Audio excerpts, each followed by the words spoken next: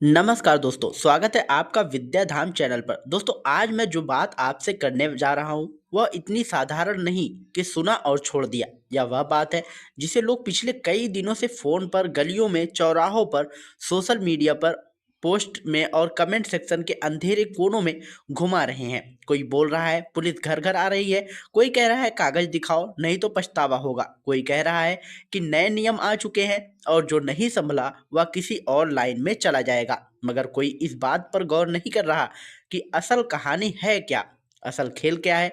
और जो सुनने वाला है वह बीच में ही खुद से सवाल करता है कि आखिर यह सब हो क्यों रहा है, और अगर हो रहा है तो इसकी शुरुआत कहाँ से हुई, और इससे पहले यह क्यों चर्चा में नहीं था, और अगर यह चर्चा में था तो अब इसे अचानक ऐसा मोड़ क्यों दे दिया गया कि लोग डरे, लोग परेशान हो, लोग समझने की जगह मानने लगे। सोच कर देखिए, आप अपने घर में बैठे हो, चैन से खाना खा रहे हो, अचानक कोई कॉल आता है कि पुलिस आ रही है, कागज तैयार रखो, या पड़ोसी कहता है कि आज तो दो घर छोड़कर सब पर पूछताछ हो चुकी है। और ध्यान देने वाली बात यह है कि ऐसे समय में सच सबसे आखिरी में आता है, अफवाह सबसे पहले आती है। और अफवाह उसी तरह फैलती है जैसे धुआं आग से तेजी से निकल कर हवा में छा जाता है। असल में क्या है कि कई राज्यों में सुरक्षा, अपराध नियंत्रण और किराएदार रजिस्ट्रेशन जैसी प्रक्रियाएं चल रही हैं, मगर यह प्रशासनिक रूटीन किसी भी न्यूज़ शो की टीआरपी कंटेंट नहीं होता।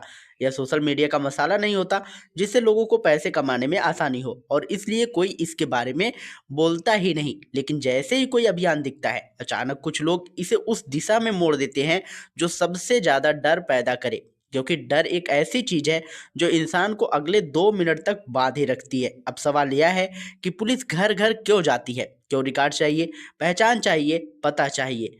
यह जानना जरूरी होता है कि कौन व्यक्ति कहाँ रहता है, वह किराएदार है या मालिक, कमरे का सौदा किसने किया था, क्या आईडी ली गई थी, क्या थाने में बताया गया था। नहीं, और यहाँ असली बात यह नहीं है कि प्रक्रिया क्यों चालू हुई। असली बात यह है कि यह प्रक्रिया पहले भी थी, मगर तब किसी ने इसे नोटिस नहीं किया। अब इसे अचानक नागरिकता से जोड़ दिया गया, डिटेंशन से जोड़ दिया गया, बाहर निकलने से जोड़ दिया गया, जैसे कि कोई गुप्त योजना चल रही हो और किसी रात सब दरवाजे बंद कर दिए जाएंगे, मगर लाभ लेने वाला भूल जाता है कि कोई भी बड़ा कानूनी कदम बिना आधिकारिक नोटिफिकेशन और अपडेट के, बिना स्पष्ट दिशा निर्देश, बिना जारी प्रक्रिया के नहीं होता। अब असली घुमाव देखिए, अगर आपने अपना आधार कार्ड अपडेट नहीं किया, पता गलत है, किराए पर रहते हुए अपने मकान मालिक से एग्रीमेंट नहीं बनाया, मकान मालिक ने बिना पहचान पत्र किसी को कमरा दे दिया, तो जब पुलिस वेरिफिकेशन करेगी तो सवाल वहीं से उठेंगे। और इसका परिणाम यह होगा कि असुविधा होगी, कागज जुटाने पड़ेंगे, थाने जाना पड़ेगा। मगर ऐसे लोगों ने इतना बढ़ा दिया कि बात असुविधा से डर में बदल गई, और डर भरने वाला ही यहाँ ताली बजाता है। इस ग्राफ का सबसे ऊंचा बिंदु यहाँ है कि आम आदमी को केवल यह करना होता है कि उसके सामान्य डॉक्यूमेंट्स सही हो, जैसे कि आधार में पता ठीक हो, वोटर कार्ड में नाम हो, किराए पर है तो एक बेसिक एग्रीमेंट हो, थाने में सूचना हो। और यह सब नागरिकता परीक्षा नहीं है, या तो रोजमर्रा की फाइलिंग है। अगर प्रशासन चुनाव से पहले समीक्षा करता है, मतदाता सूची अपडेट करता है, एक नया नाम जोड़ता है, पुराने नाम हटाता है, तो वह डेटा काम का है, कोई राष्ट्रीय फैसला नहीं। लेकिन सोशल मीडिया इसे ऐसे बेचता है जैसे कल से कोई सरहद पार करवाने वाला हो। अब आखिरी पकड़ यहाँ आती है। दर्शक जब इतना कुछ सुन लेता है, वह खुद से पूछता है कि फिर करना क्या है। जवाब यही है कि घबराना नहीं, लेकिन लापरवाही भी नहीं करनी, क्योंकि लापरवाही हर समस्या की असली जड़ है।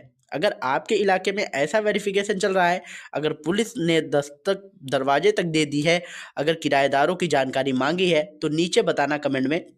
इसलिए ज़रूरी है ताकि पता चल सके कि यह अलग अलग जगहों पर कैसे चल रहा है, और अगर नहीं हो रहा है तब भी बताइए, ताकि तुलना बने और तस्वीर पूरी हो। और शायद अगली बार जब कोई कहे कि कागज़ दिखाओ नहीं तो पछताओगे, तब आप यह पूछो कि कौन सा कागज़, किस नियम के तहत आपको कागज़ दिखाना है, किस आधिकारिक आदेश से दिखाना है। और जवाब के पहले ही सन्नाटा ना छा जाए तो कहना हमने एक वीडियो देखी थी। यह बात समझने में जितना वक्त लगता है, डर फैलाने में उतना वक्त नहीं लगता। इसलिए सुनो, सोचो और फिर तय करो। जैसे कि एक कहावत है, बुजुर्गों की कहावत है, सुनो, धुनो और फिर गुनो।